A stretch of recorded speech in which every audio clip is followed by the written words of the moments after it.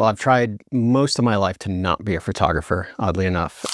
My name is Ian Spanier. I'm a Los Angeles-based portrait photographer. I had this master plan of playing soccer for 4 years and studying sports medicine and becoming a trainer for a pro sports team.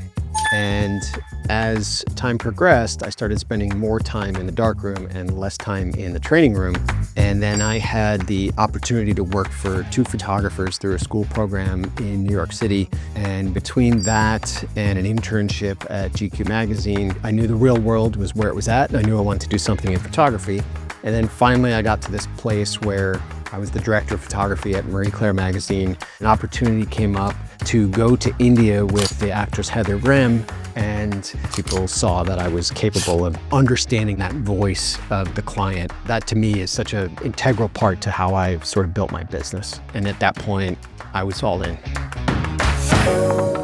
Ultimately, that is our job as photographers, particularly if you aren't doing portraits, to get people to be their true selves. And part of doing that is this little psychological game of who's in charge. You're standing here, my light's there, my camera's here. I'm the one composing it. I'm the one pushing the button. So at the end of the day, I'm really in charge of all of this, but they don't know that.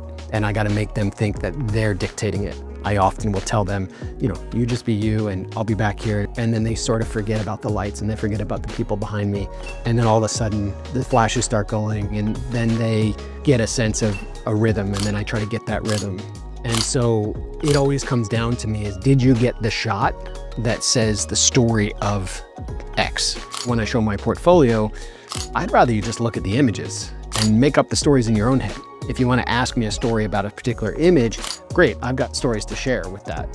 But I don't want to explain to you why this is a good picture. I shouldn't be doing that. When I go to a museum and look at the work of the photographers I admire, they're not there explaining the image and why they captured it. I don't want to know that. I know why I like it, but I don't want to know why they like it for me.